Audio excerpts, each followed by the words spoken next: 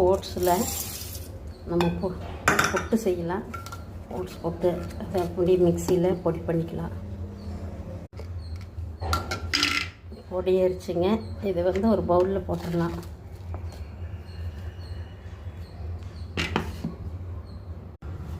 இந்த மாவில் கொஞ்சம் சால்ட் போட்டு இந்த ஓட்ஸ் மாவில் கொஞ்சம் அப்படியே தண்ணி தெளித்து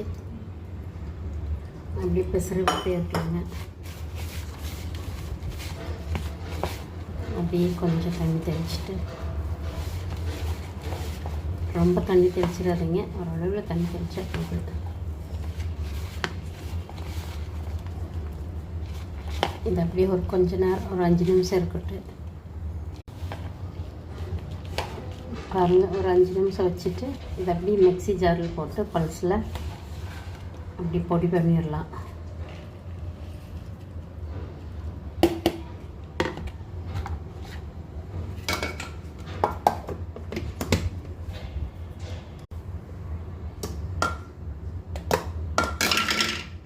பாருங்கள், நல்ல உதிரி உதிரியாக பொடியாயிடுச்சு.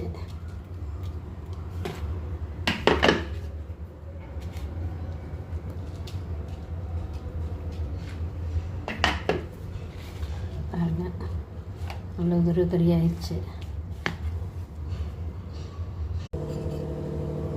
இந்த இட்லி தட்டில் கொஞ்சம் இப்படி நெய் தடவிட்டு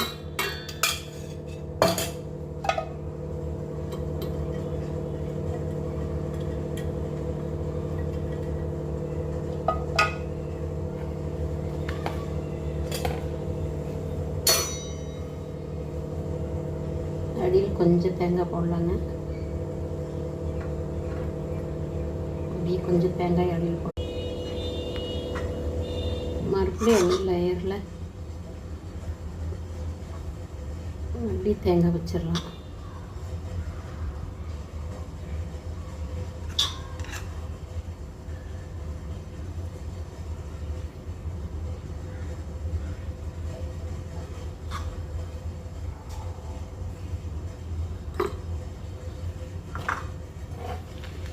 கொஞ்சம் அப்படியே புட்டுமா வச்சிடலாம்.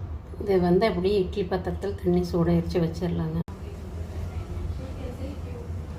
ஒரு 10 நிமிஷம் வெந்துருச்சுங்க. ஓட்ஸ் இருந்தால் சீக்கிரமாக வெந்துடும். கொஞ்சம் ஆறட்டு அப்படி எடுக்கலாம். நல்லா வெந்துருச்சு. சூப்பரான ஓட்ஸ் புட்டு ரெடிங்க.